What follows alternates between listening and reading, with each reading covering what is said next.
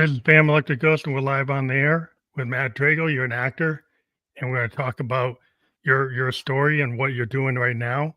I want to welcome you to the Fam Electric Ghost podcast. How you doing tonight? I'm doing great, Phantom. Thanks for having me tonight. I appreciate it. Well, I know you're in Los Angeles, and we feel everybody here. Like I'm in the Northeast, but we're feeling for everybody that's gone through those wildfires that you're in a safe spot. Right? You're okay with everything that's We're been going on. close. Yeah, no, thank you for asking. We're close. I mean, we're close to the Hurd fires up here. I'm in Santa Clarita Valley.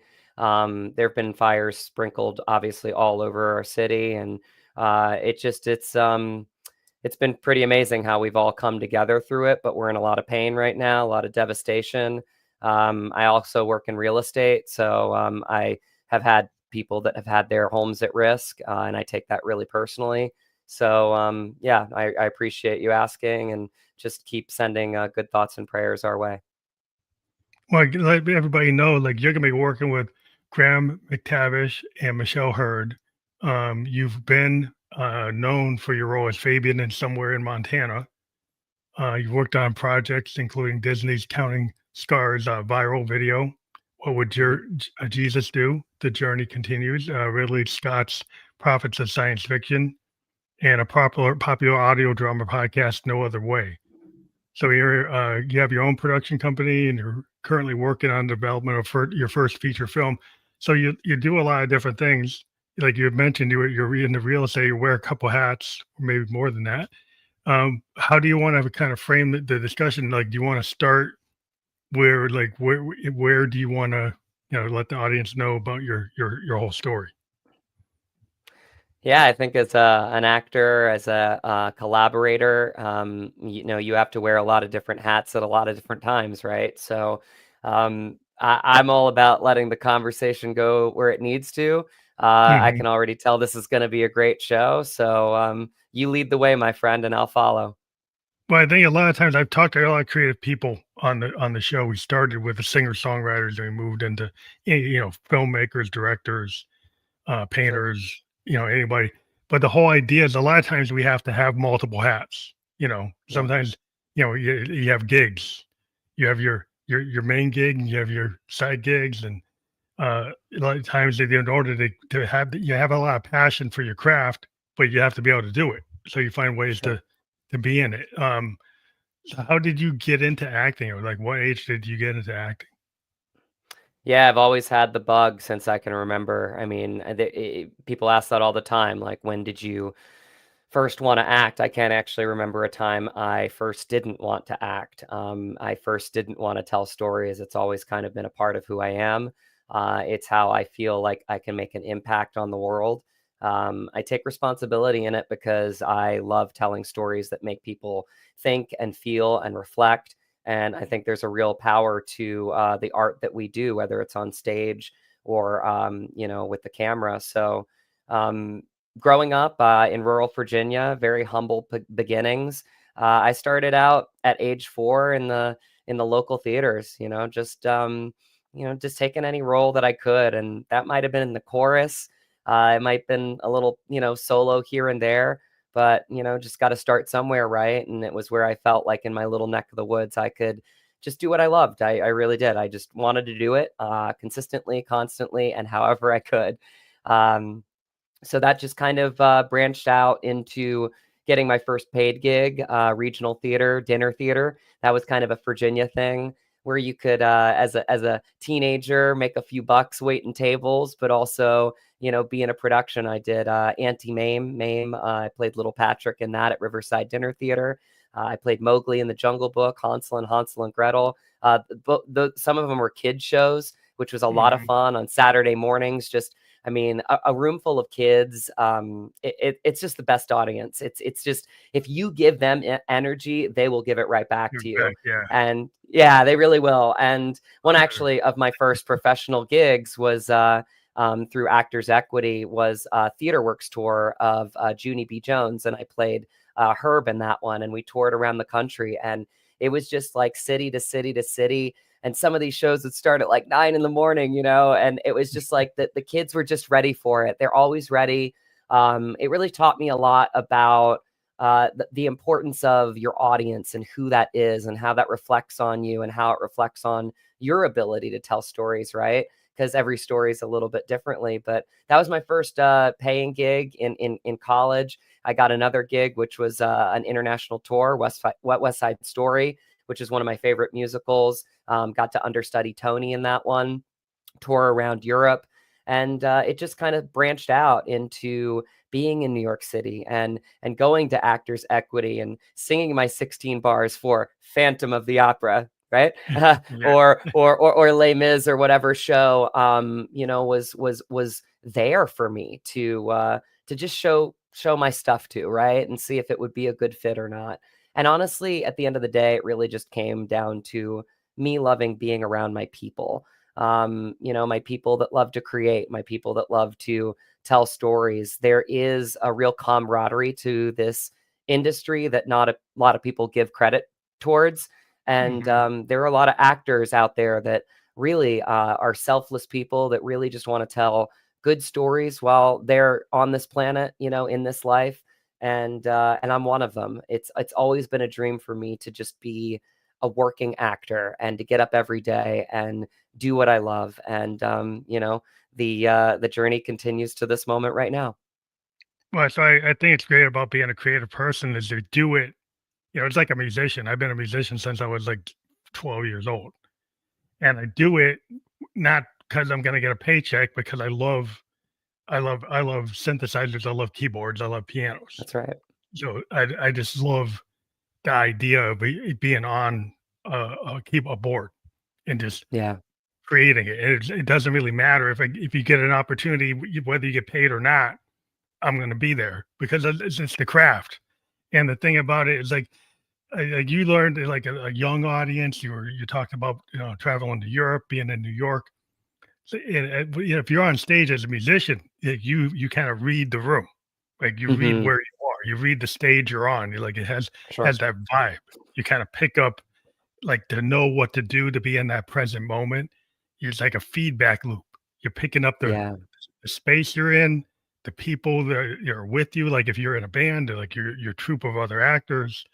And the cool thing that you're doing, like in theater, you're doing music, you're doing acting. It's like it's a combination of a lot of different skill sets.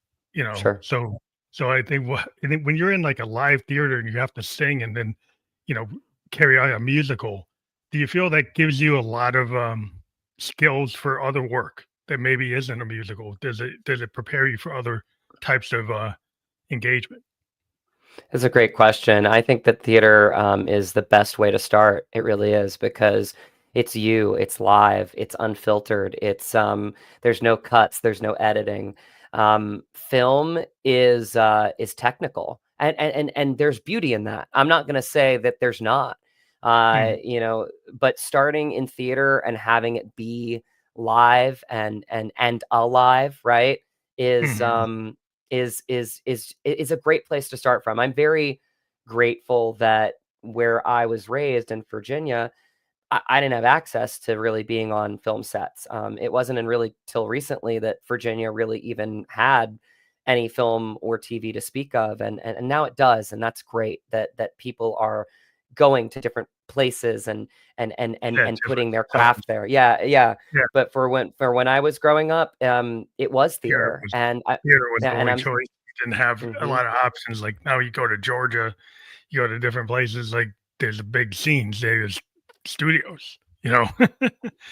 Exactly. There's full businesses there. I mean, and studios are going now to Vegas. I mean, the reality is film productions will go where they need to go to make their dreams happen, to make their stories come to life, right? So, there's a lot more, I think, in some ways at stake for film, because there's so many different processes within film. There's a There's lot. clearly the pre-production, which is your script, getting your actors together, getting your crew together. That is such a massive part of it, is figuring out who can, you know, be affordable to do the jobs that you need to do, that will need to be tackled in that production time. And then the production is all go, right? It's like your one shot to kind of get everything that you can. So there's a lot of pressure in that bubble, right? And then the post-production is fine-tuning it, making all those little, decisions that you need to make to just make that film Yeah. exactly what you want to do. So Like the you don't voice, really going back have, and doing the voice. Yeah, like, 'cause if you're doing yeah, theater, like you gotta get that your voice and your how you're gonna present yourself in that moment. On right. film, you can go back and have the actor go do the lines again in a sound studio, like a musician, like in the booth. I almost look at theater sometimes as like, you don't have the training wheels, right? It's like because it's live, because it's you in that moment with another actor in that space in front of a live audience, the stakes are very high, right? And I'm not saying that the stakes aren't very high for TV and film, because a lot of times, like this indie that I'm in, uh, you don't have a lot of takes and you've been working on these scenes a lot and you're thrown a lot of technical stuff a lot of times because you don't know necessarily where you might be shooting that scene until the day of, or what the shot looks like, or if it rains, or if it snows, or if the winds pick up and you can't get good sound, right? So there's a lot of technical elements that make the whole apparatus of film just so complex and so Yeah, beautiful. it seems super complex because, like, in some cases, like, you got a green screen or you've got, special effects being added in, and you have to imagine something there that's not there. Right, Right. So right. you might have some kind of cue that gives you something to focus on. Imagine that you have things that stand in props that you can actually look at or talk to that represent whatever's going to get put in on the screen. But yeah, there's a lot of tech now because, like, between Yeah. the CGI and the AI and the special effects and all the other things that can happen, there's like it's like you have to be able to kind of riff it or at least know, like, I guess once you get into it, but is it like the 10,000 hours when you get in an environment where it's not as clear as what it was on stage? In a live thing, we have all these technical aspects. Is like ramping up to what that is and then be able to get it done and whatever it takes you have is like, I mean, it seems like probably a lot of pressure. There's pressure. There's pressure in a lot of different, in actually really all facets of theater or film, right? Hanging the lights is pressure, right? You don't hang a light right, those things are deadly, right? Time is of the essence in any craft that we do in telling stories. But that's why you get your team together. Team is such a big thing in sports like it is in film. It's a team sport, it's a collaborative sport, and you need people around you that like, and trust. And that's why you see Phantom, like, film crews and directors and actors working with each other over and over again Probably because because they trust to get the trust level. those, yeah, and the conversations get shorter too. It's like if you're my director for like the second or third time and we've worked together, it's like our conversations, like, what to expect of me, I know what to expect of you, and it's this beautiful, real intimate relationship between like the different people on set or in theater where it's such a trust factor. And yeah, there's just nothing better in the world. There really isn't. So, you mentioned that you're working with Graham McTavish and Michelle Hurd on a new. Is that the new project you're working on? Yeah, that's somewhere in Montana, and it came out in theaters January 10th. It's working towards getting a bigger release. It's in limited theaters right now. It's going to hopefully get into more theaters and then eventually down the line to VOD and streaming. But we really are asking people if they can, if there's a movie theater close by that they can see it at, to go to the theater because it is a really powerful conversation piece. And on a day like today, I mean, we are recording on, I could say, a very pivotal time in our country, right? Oh, yeah. This is, yeah, yeah. I mean, we could get into that too. I'll let the conversation go where it needs Well, to, yeah. Well, but being like an MLK Day, being an African American, it and is then Martin seeing Luther where King Day. things Yeah, are going with 100%. intolerance. I would just say, like, I grew up. I'm a child of the '70s. I'm 57 years old, You look and I great. kind of grew up with the my brother was 7 years older. And he was kind of like the hippie kind of kid, older than me, who was into that. Just being around is a totally, having been lived through that, being a child of the '70s, Mm. and then seeing what's going on now, and it's like it seems like there's just been like a backlash against like the what happened in the '60s and the '70s, I've been or feeling the same thing, and I wasn't even alive then. It's so weird that you say that. I've been thinking about that a lot. Like, if I could transport myself to another time, I felt like we were on the precipice of something in the yeah, 70s. Like, yeah. you know what I mean? Like, we really were close to getting there. And again, I wasn't even alive, so I'm always fascinated about like times that I wasn't That even a time. part of. But I did. I from what I can glean, I feel like we were close. We were really close It just to. seemed like there were some people. It's kind of like if I remember watching Archie Bunker, right? I remember Hmm, watching the TV show in the middle of it, like when it was on air, you know, sure. and seeing Carol O'Connor. It was always interesting to hear him talk. Where people didn't understand, he wasn't like Archie. Mm, Archie was a guy he played, and some people thought he was Archie. mm, So that was always like so interesting to me. That like the power of acting. That yeah. some people actually believed he was what he said on screen, and that shows you like the power of being an actor, how you can convey a role that somebody actually thinks you're that person. And thank you for saying that too, because I think like that's what a lot of people don't really understand. They see the forward-facing mechanism of actors, right? Which is red carpets and awards, and those are great, right? But most actors that I know, like they want to tell good stories.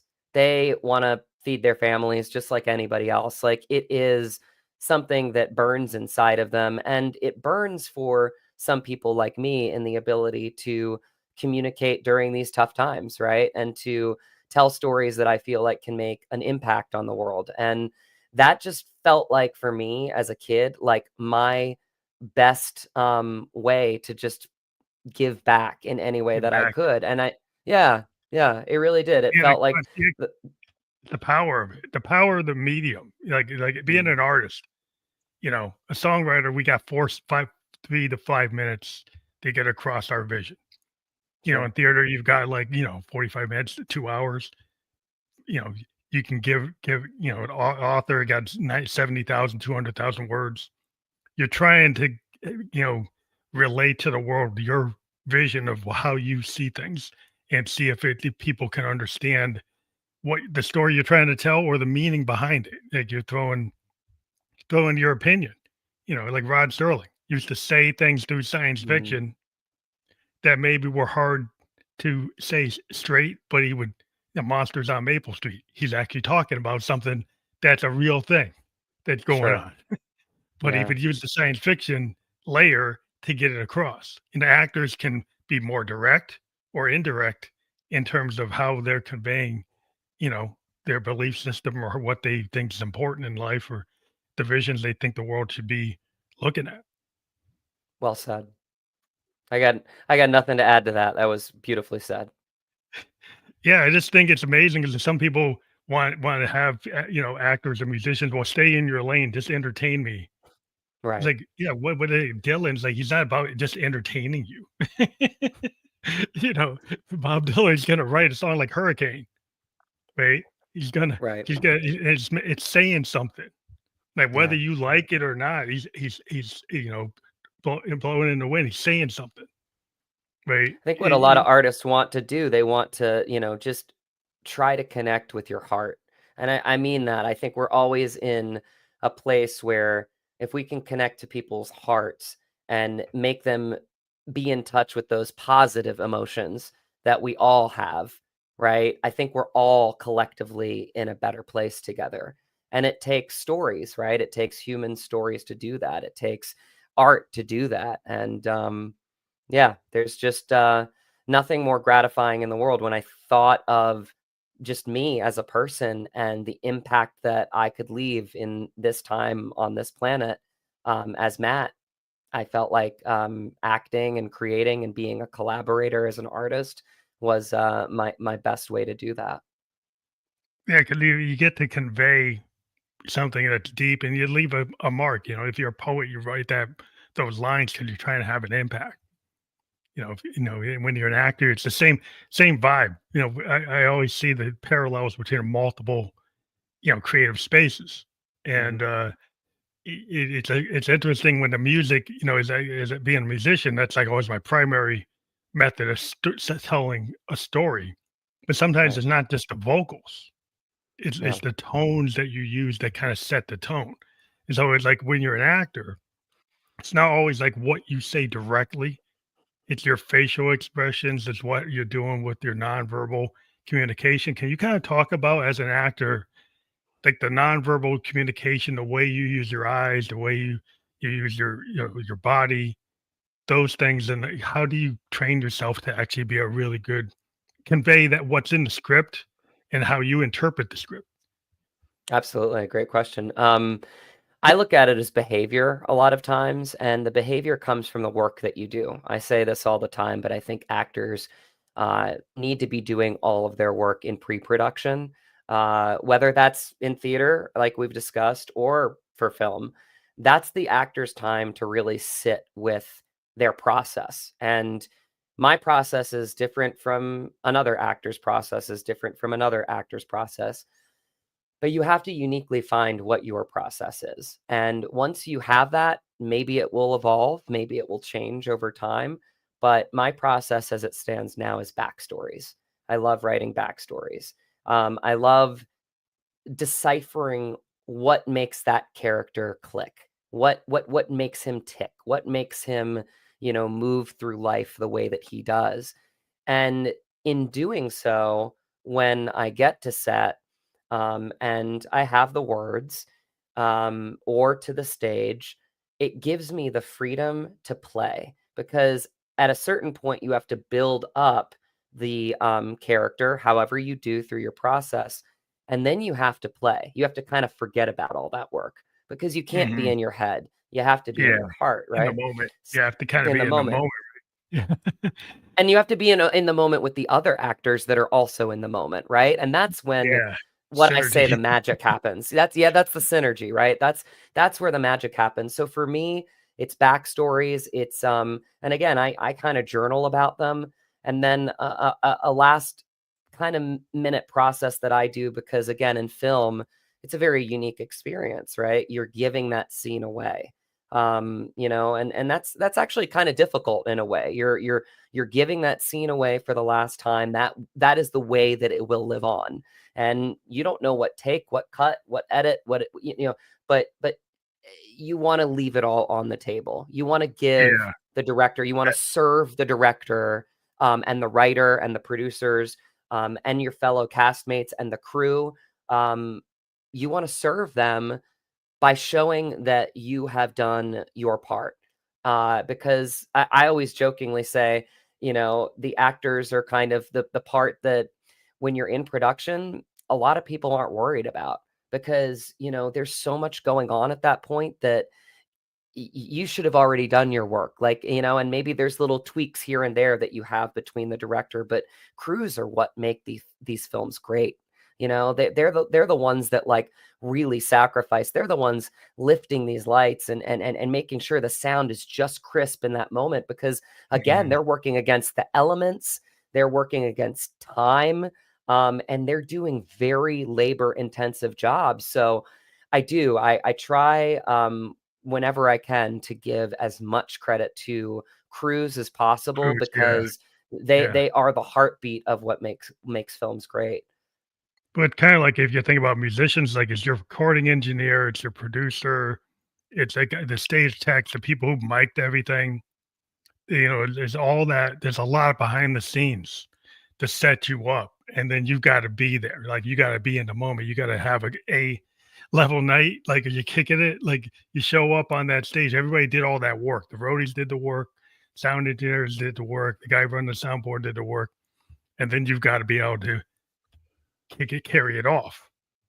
So are It you is. actually yeah, are you phoning it in or are you giving, like, your best like you're throwing it all, and like you just gave so much away. You don't have any more.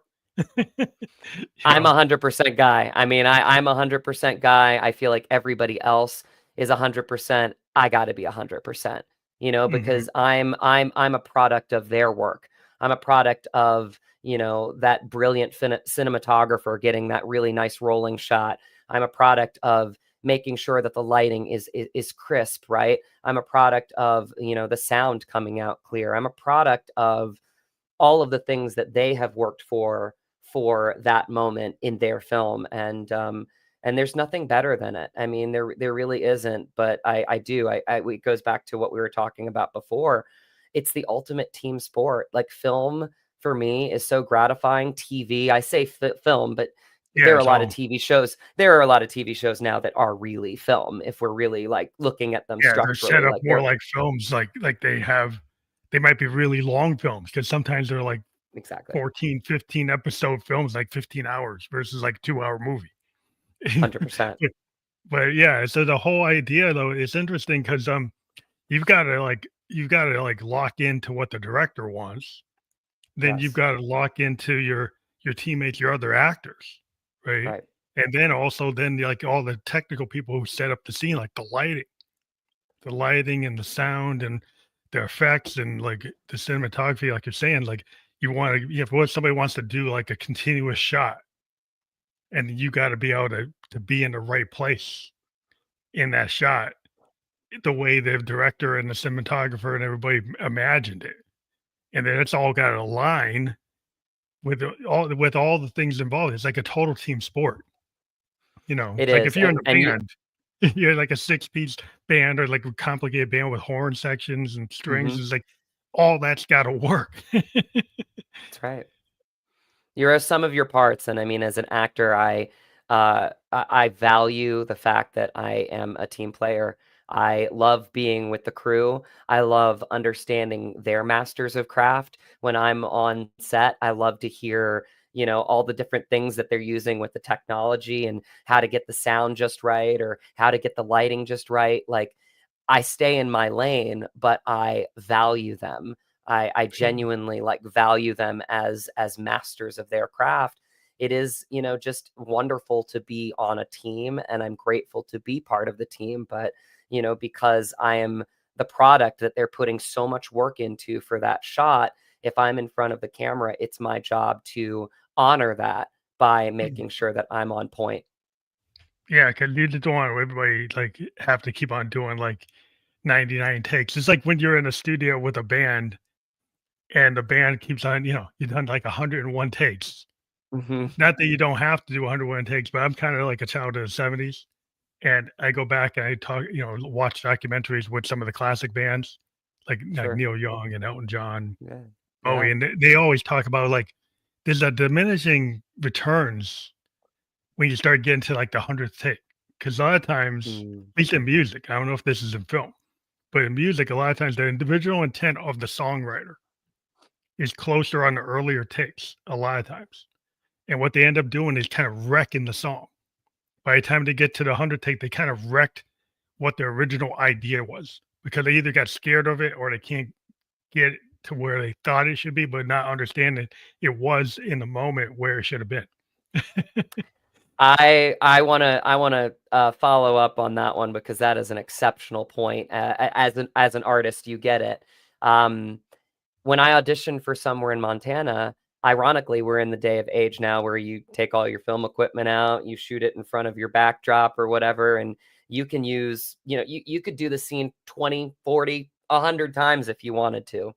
I went to my acting teacher for this one, and I had prepared. I fell in love with the script. I fell in love with the character. I had read the script, I think, like 3 times by the time I had even, done the audition. Just really fascinated by the story. Really, honestly, just curious about it because I felt like it was an impactful conversation piece, and something that I'd always strive to be a part of as an actor were those types of projects. And working with my acting teacher, I'd done all my work, I'd done my backstory, and I showed up and we filmed the scene. And I just remember when I had done that first take, to your point, and he just made this face and he went, and I said, what does that mean? You know?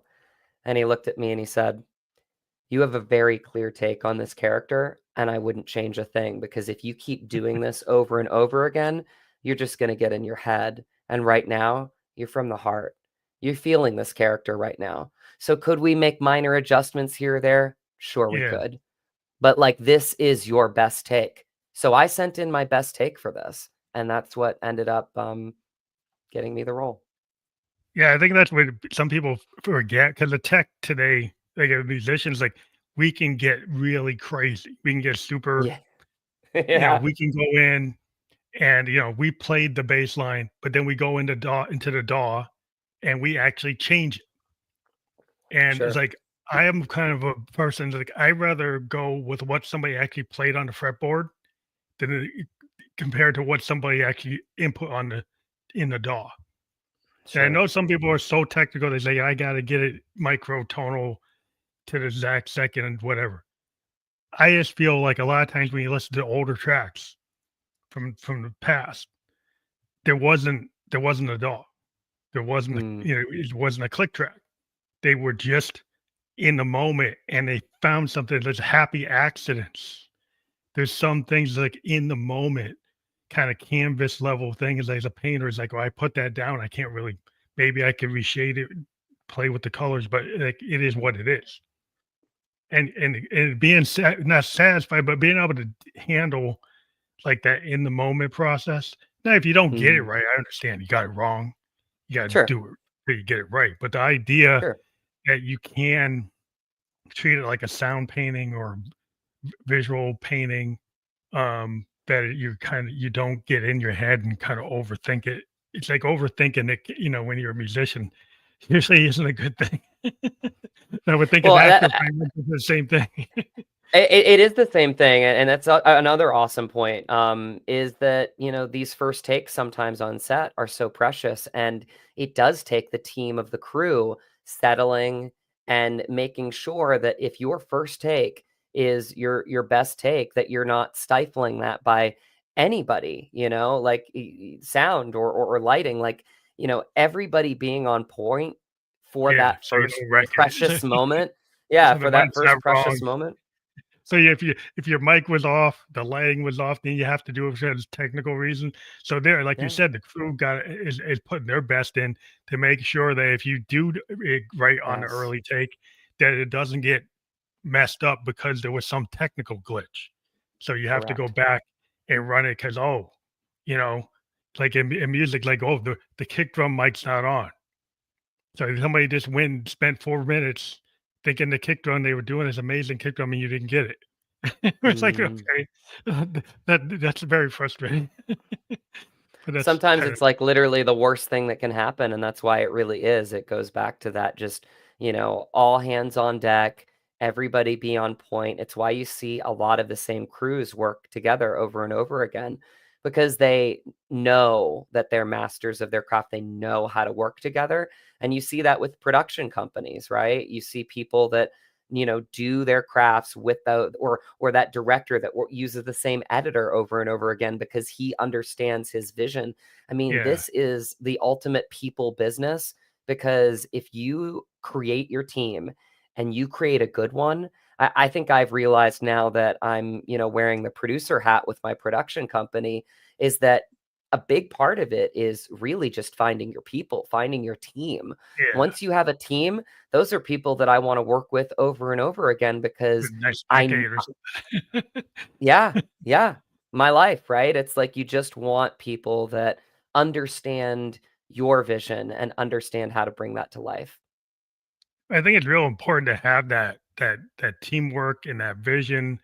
But it's interesting today because there's a lot of people saying, I wear another hat in software design. Hmm. I'm in the software design industry, and people are like, "Oh, AI can replace the programmer, can replace the architect, can replace the analyst." And I'm like, "Really?" Like, because and I'm wondering in your craft, like even when music, I have people saying, "Well, we can have AI run the bass line." It's like I'd rather not have AI run the bass line. There is so much that will be lost if we continue with that type of thought process with art, because if you give away your human voice to a computer, you give away your humanity in telling stories. And I don't mean just with TV or film. I mean with visual arts. I mean Yeah, with music, right? It's a trickle down effect. And I think there's another part of it, just because I am speaking to a musician, I can speak to this with you, is that you love making music. You yeah, do it love for the ability to get to do it, right? If someone told me right now, "Hey, Matt, you could just get your likeness scanned and you could get your voice taken and you wouldn't even have to act anymore. We'll just program you into a computer and generate you and put you in a movie." I would say, "Hell no," because that's not why I got into acting. Acting for me is the process of being around my fellow actors, my fellow crew members, and the process of telling a human stories. And I never thought I'd be saying this time and age, but I have to. Human yeah. stories matter. Well, the thing that was interesting, I was talking to this guy who was like a tech bro. Not to put him Mm, down, I kind of put down, but sure. he was running this company. He was basically this AI company, and they were his pitch was like you don't need human beings to be actors or or musicians because the AI can do it. And I understand his mindset because he wants to make money off the tokens. So he's trying to take the creative space and monetize it so his algorithms and his processes make the money. Now he won't say that, but I know I'm in tech. I know what he's doing.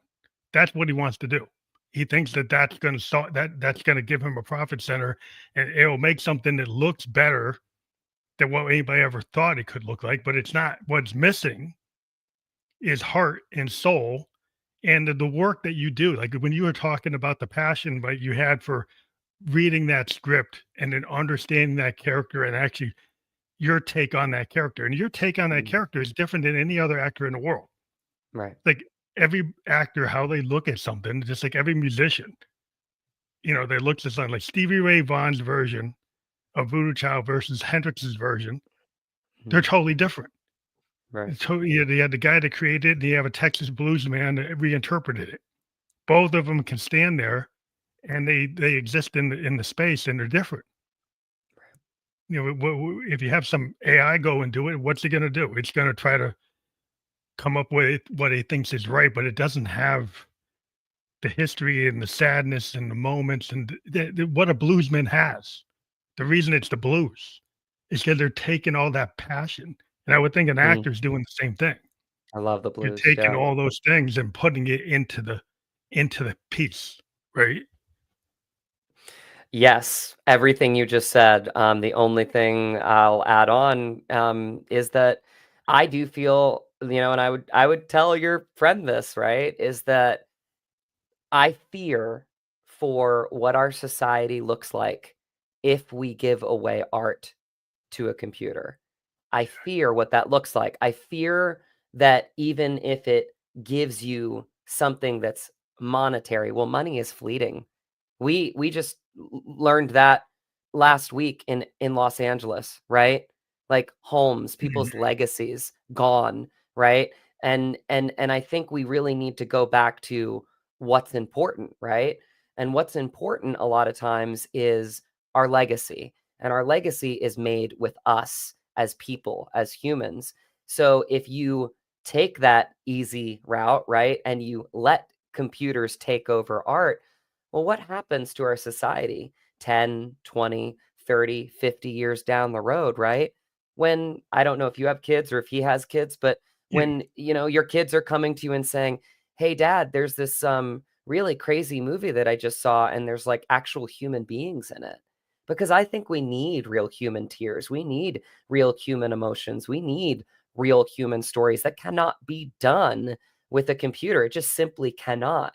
And if it's going to be done because of a profit margin, well, that's not a sacrifice that's that's not worth it, in art. my opinion. My Mm, whole point of art is like the reason, musicians, well, you understand it. Like when you put time into an art project, a lot of times you're not getting paid. right? The Right. musicians is famous. Right. Like we don't get paid for a long time. We could Yeah. work for a year or 2 years working on something. If they don't give us in advance, we're like funding it ourselves, Sure. right? And so it's not being done because we're trying to, rate and make the next crypto billionaire. We're not trying to do Right. that. We're doing it because we felt something. We felt something, and we thought we should say it or speak it or write it or paint it in a certain way. And that a machine, until a machine has sentience and it actually feels something, it's like data and next generation. It actually has emotion. Like there's no computer that has emotion. There's no computer that said, "Well, it had a traumatic experience because somebody shut it off and it felt like it died." It's like I don't know of anything like that. I've never heard of it. I don't. It doesn't exist. So, like when people go through those traumas and they put it in their art, or they go through happiness, whatever level of human emotion, that is what the world needs. Art. Mm. Everybody's like, "Oh, art is poo-poo." Art is what humanity is. Mm. Without art, what do you have without art? Yes. It's like, what's the reason to get up if you have no art? To me, he's like, I don't know. If somebody's only about profit, I'm like, feel sad for him because there's got to be more than that. I don't really have anything to add to that. That was beautiful. Yeah, I think that when you are an artist, you understand that you really do love it for what it is, and you love it for the escape that it gives you, and you love it because of its massive effect on people and connecting them with their emotions and making them feel. And I do think that we are at a better place in our humanity when people are connected to their emotions and their positive feelings, right? And I think art gives you a bridge to that. It gives you an escape to accomplish that. So, yeah, it's nice talking to a fellow artist because I don't have to explain it to you. Well, I appreciate you guys have fought. You guys fought the fight for the AI. Because I saw what a lot of actor organizations in the unions. You guys said, you're not using my image, right?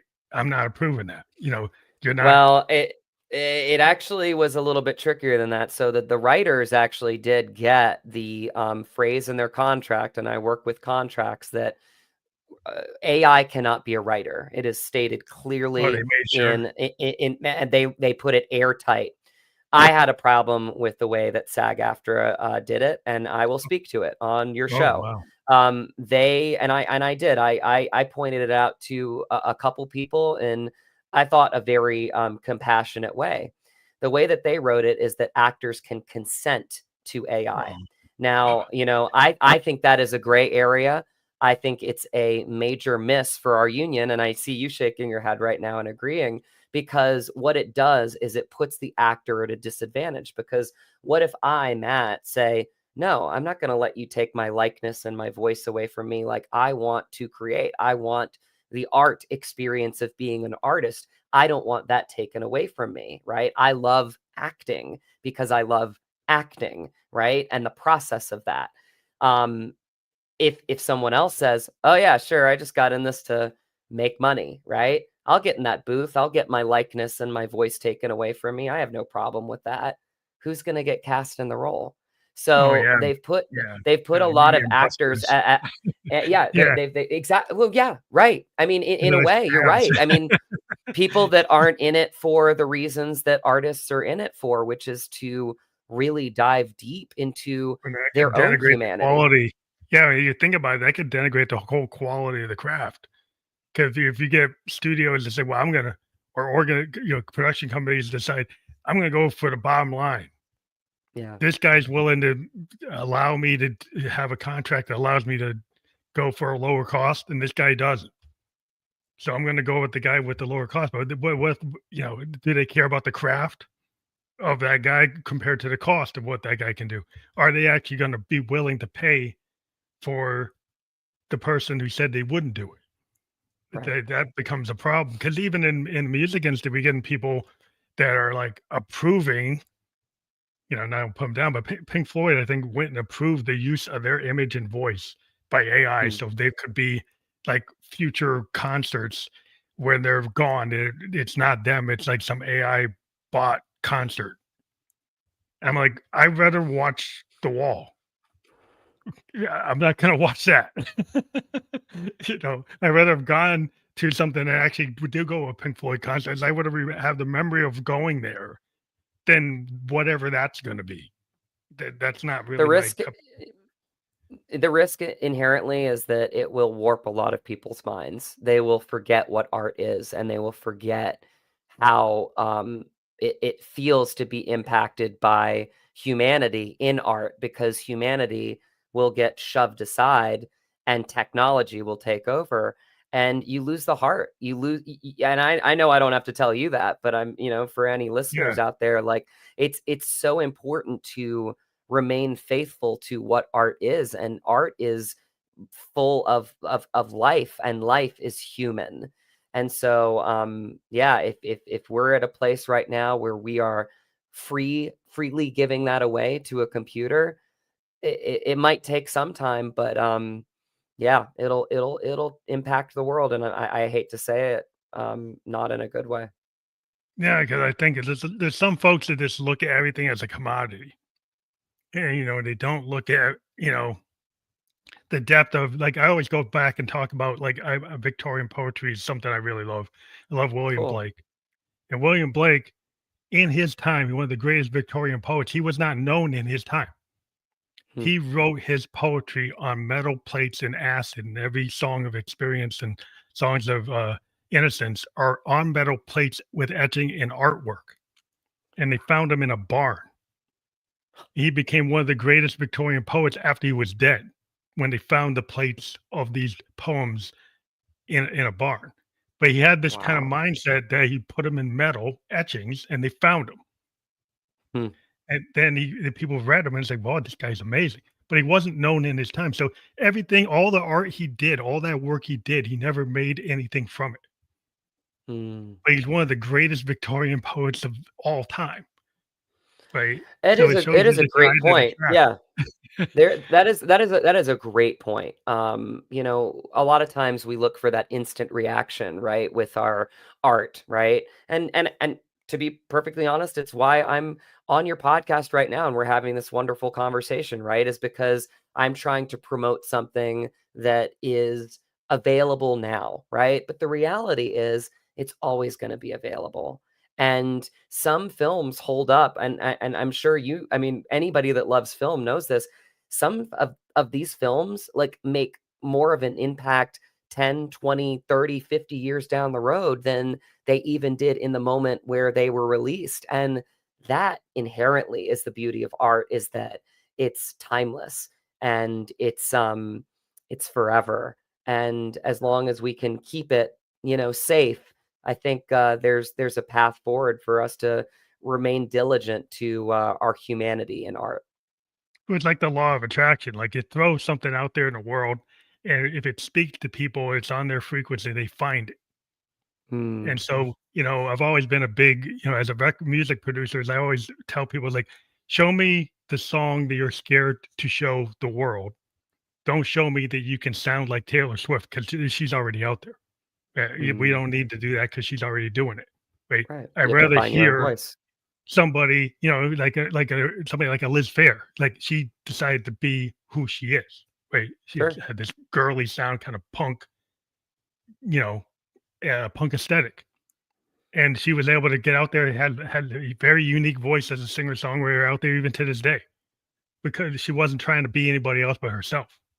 And Taylor Swift wasn't either in the beginning, Yeah, you know what I mean? yeah, She was yeah, trying to find her own voice, and, I mean, you look at her as an artist, I mean, she started in country, and yeah, now she's, like, big pop. in, like, almost like, well, she's almost like folk, She almost has, like, a lot of her, newer stuff, Evermore, Folklore, I mean, they're very, they're very grand ballads, like, it's sung Well, she's a great poetry. songwriter. Yeah, I mean, Yeah. I bet she's herself. That's what I'm saying, is that Mhm. there are a lot of people that wanna clone what's popular. They're Right. looking to, like, find the algorithm, be the next cat video, you know?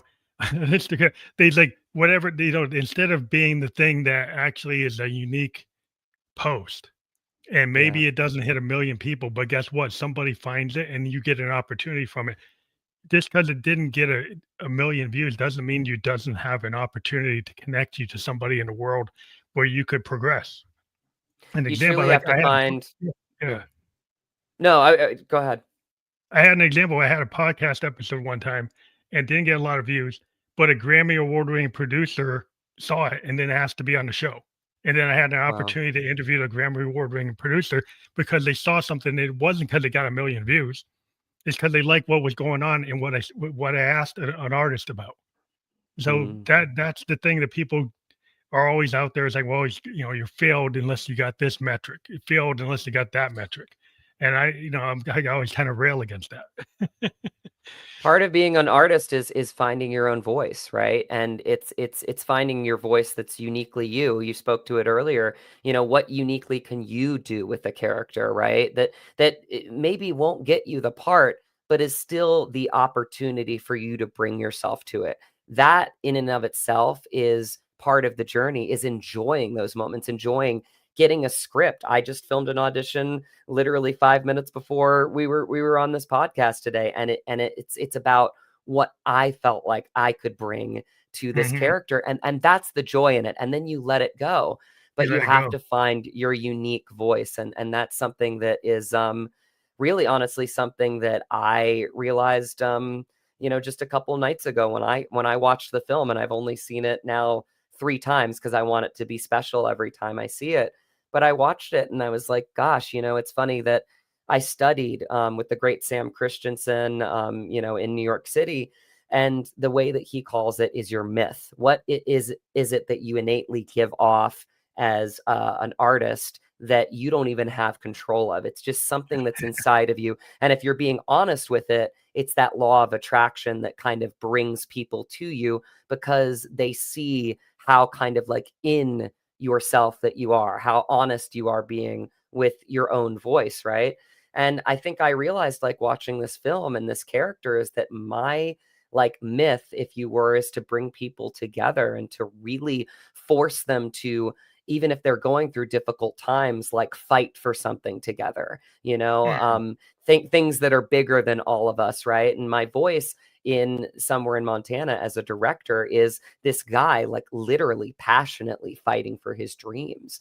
And yes, he's got big feelings, but he's unapologetic about that because it's something that is important to him. So you could Sure. call me a fighter, but you could call me somebody that like if you're looking at my myth, somebody that is a bringer together of people, that somebody that really just is empowered by fighting for dreams, is somebody that just Or really being an loves his craft. advocate Yeah, for life. If you some people like are, an advocate for people to have a voice, right? Or right. to be able to support people to actualize. Because some Yeah, people never really self-actualize.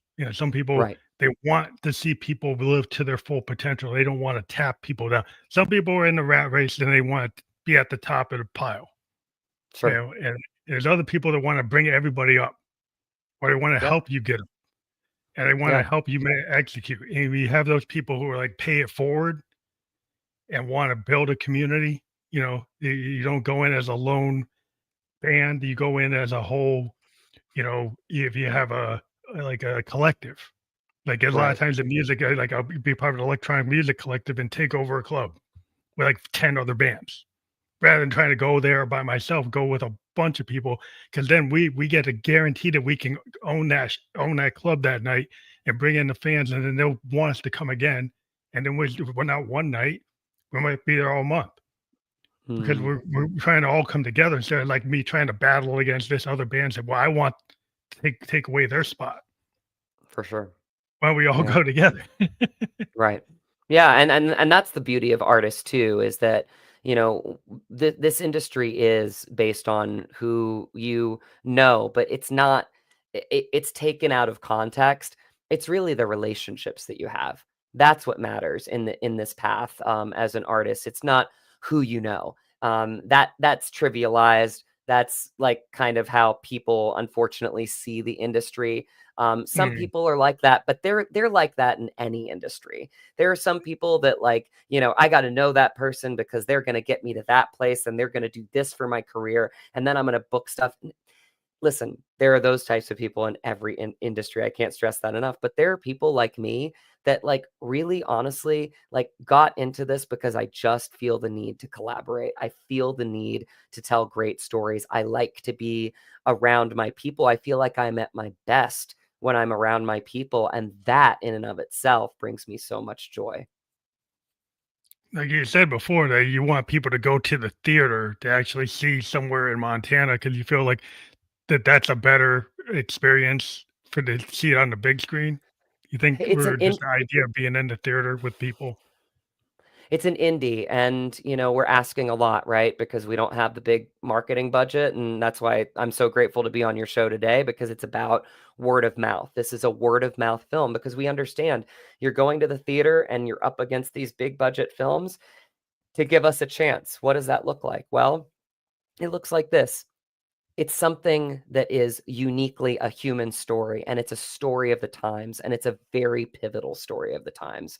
It is literally what we are going through right now on this day as we record right now, because it is a Mhm. big moment in our history. I think we can all agree, no matter what side you're on, but in trying to bring people together, this is why I got into film, for moments like this. This story is that moment. It is that moment of a Montana rancher and a West Coast director coming together. And these are people that should never be in the same room together. You would never see them be in the same room together.